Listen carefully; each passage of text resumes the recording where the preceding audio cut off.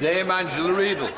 Thank you very much, Mr. Speaker. May I associate myself with the Prime Minister's remarks about the importance of carers in our country. This week's events, Mr. Speaker, have demonstrated just how loathed this Prime Minister is. And that's only in his own party. So, as his administration is too distracted by its internal divisions to deal with the challenges we face, can the Prime Minister explain if 148 of his own backbenchers don't trust him, why on earth should the country? Prime Minister. I thank the Right Honourable Lady very much for her question, and I can assure her that in a long political career so far, I have, of course, picked up, barely begun, I have, of course, picked up political opponents all over the place.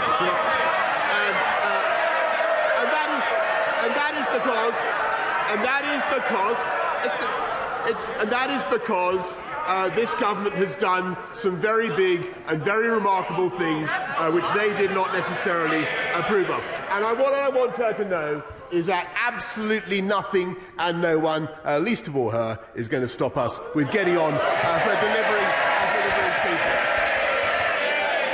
Andrew Mitchell. Thank you, Mr. Speaker. The whole House will unite behind the Prime Minister on his determination to hold Ukrainian war criminals to account. But is he aware that there are 5 alleged Rwandan war crimes perpetrators living freely in the UK who have been doing so now for 16 years and have neither been extradited nor put before the British courts under our existing laws? As he prepares to go down to the Commonwealth Heads of Government meeting in Rwanda, will he look carefully at this issue, because it is bound to be raised with him, and will he reassure the House and the Rwandan government he takes these matters extremely seriously, and what has so far been justice massively delayed for 16 years will not be grotesquely denied?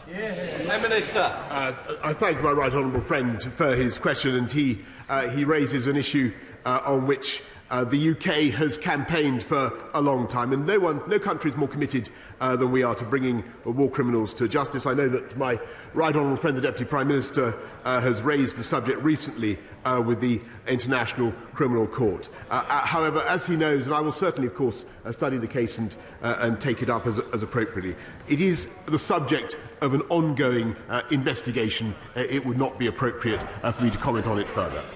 We now come to the Leader of the Opposition, Keir Starmer. Thank you, Mr. Speaker. I couldn't make out whether that introductory noise was cheers or boos.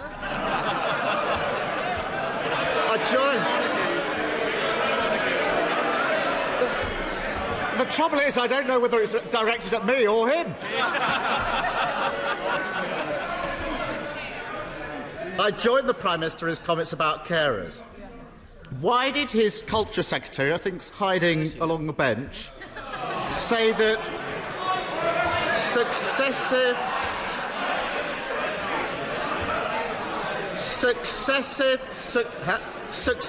Conservative governments left our health service wanting and inadequate when the pandemic hit?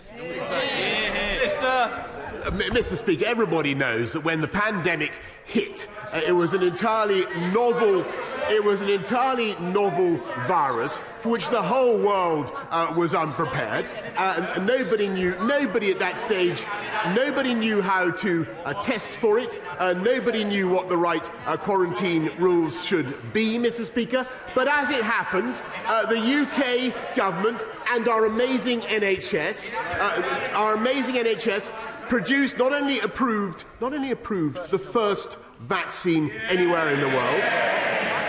We were the first to get it into anybody's arms, Mr. Speaker, and we had the fastest rollout anywhere in Europe, none of which would have been possible if we'd listened to him.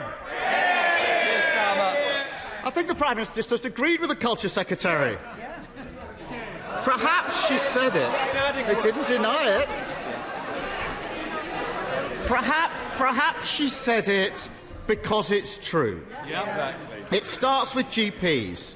People were unhappy with the service they were getting before the pandemic. Not enough GPs. Too hard to get an appointment.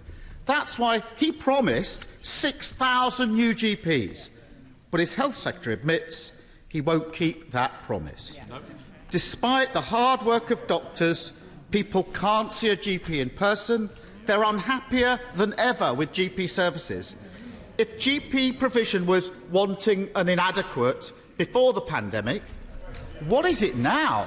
Prime Minister. Mr. Speaker, I'm afraid he's simply wrong, because he's wrong about what we're doing. And of course, we've got to clear the COVID backlogs, and everybody understands that. Everybody understands the pressure that the NHS is under. But they are responding magnificently, and I can tell him that thanks to the investments that this government has put in, we now have 4,300 more doctors.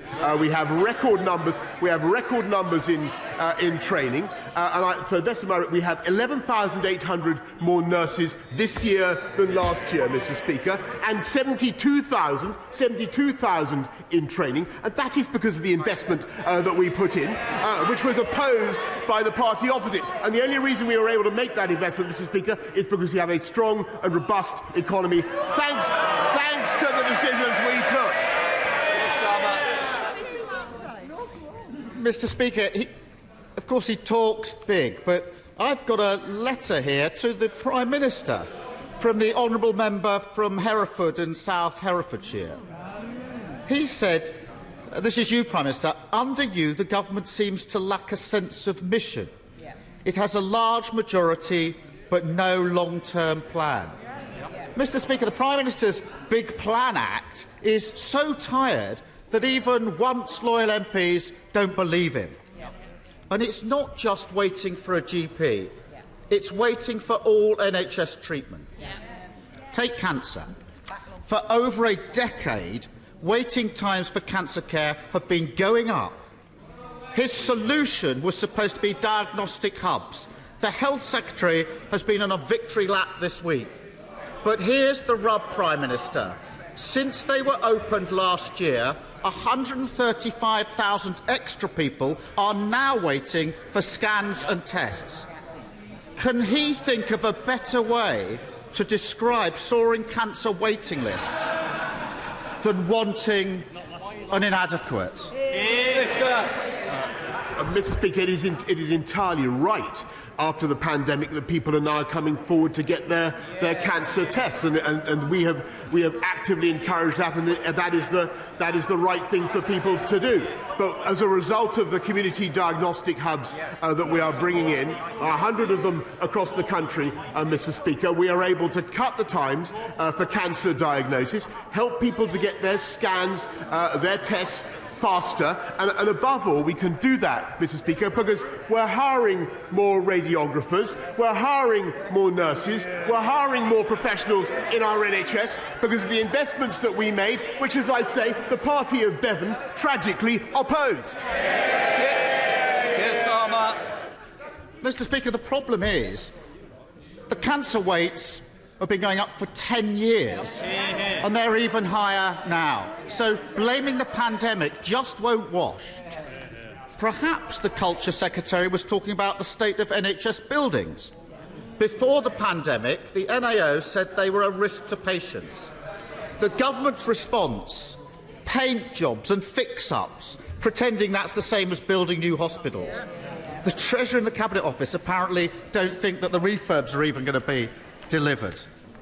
Take University Hospital North Tees. The ceiling is falling in, the roof leaks, and staff have to hose down the pipes to stop them freezing over. Failure to fix wanting and inadequate NHS buildings is putting patients at risk, isn't it, Prime Minister? Mr. Speaker, this line of criticism is satirical, coming from a Labour government, attacking our hospital building programme, Mr. Speaker, where they were the authors of the PFI scheme that bankrupted so many hospitals. Mr. Speaker, what we're doing instead is building 48 new hospitals. Yes, we are. Thanks to the biggest capital investment programme in the history of the NHS. From memory, we put £33 billion as soon as we came in, then another 92 to cope with the pandemic, plus another £39 billion in the health and care levy. They opposed that funding. They opposed the health and care levy. They don't have a leg to stand on. We're building the foundations of our NHS's, our health services' future, and they should support it. Can I just say to both of you, you need to calm down, and there's two over here as well. The four of you could have a very nice cup of tea if you wish. Keir Starmer. Oh dear. Prime Minister. Dear, dear, dear.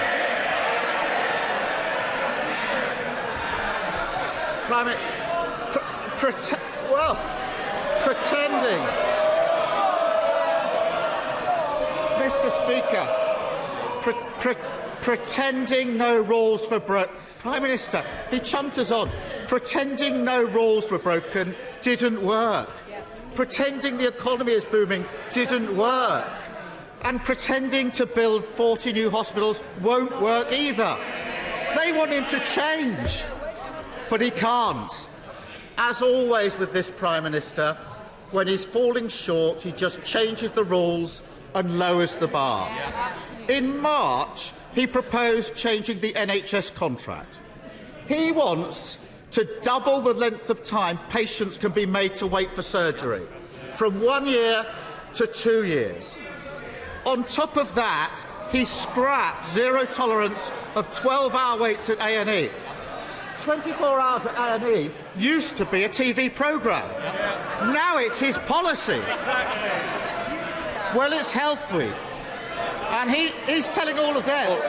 Order!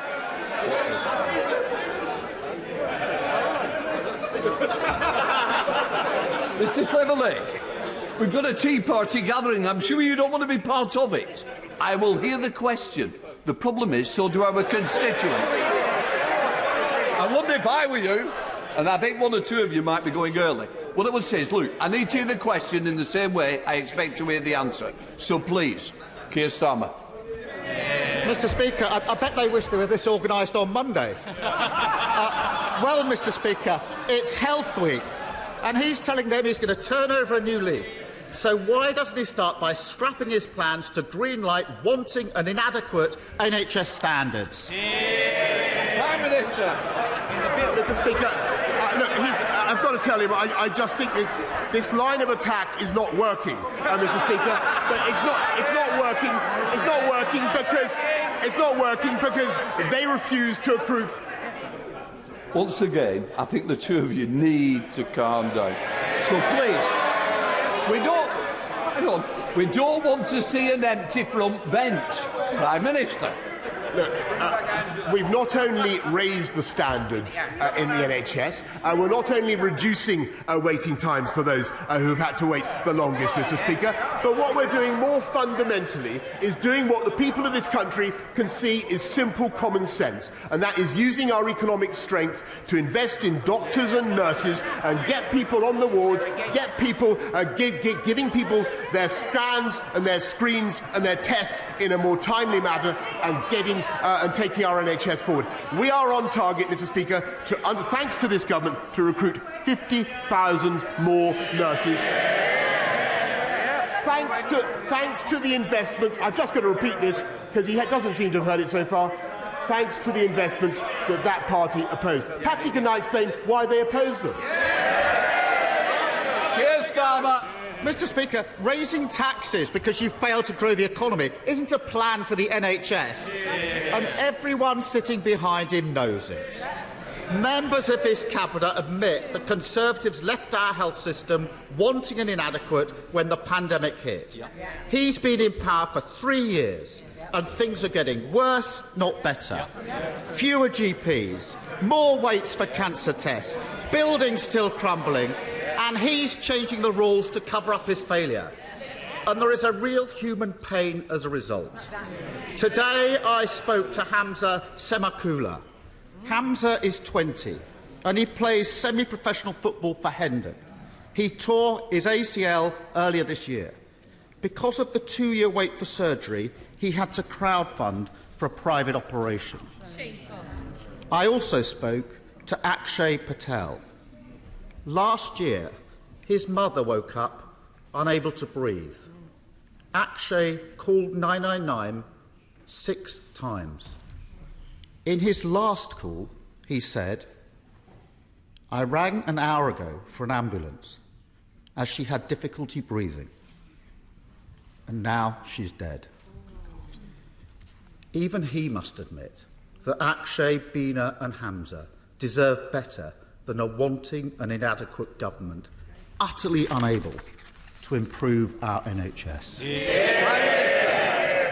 Mr. Speaker, I think everybody in the House has sympathy with Akshay and the other constituents and their families and the other constituents that he mentions, Mr. Speaker, and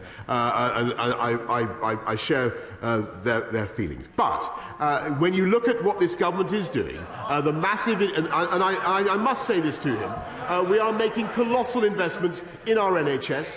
We are cutting waiting times, we're raising standards, we're paying nurses more, we're supporting our fantastic NHS. And by the way, he continually came to this, I know, just remind him of this, and said that we had the worst COVID record in Europe. Turned out to be completely untrue. He still hasn't retracted it.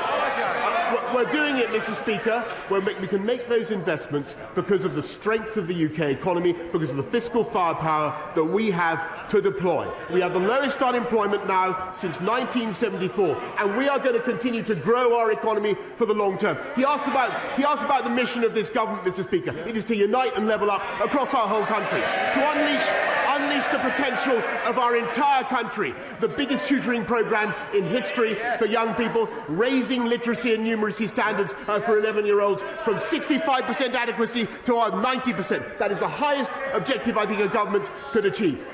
Expanding home ownership for millions of people, as my right honourable friend for Duluth and I will do, for millions of people who currently don't have it. Cutting the costs of business to make this the enterprise centre of Europe. That is our vision. Creating high-wage, high-skilled jobs for this country. And as for jobs, I'm going to get on with mine, and I hope he gets on with his.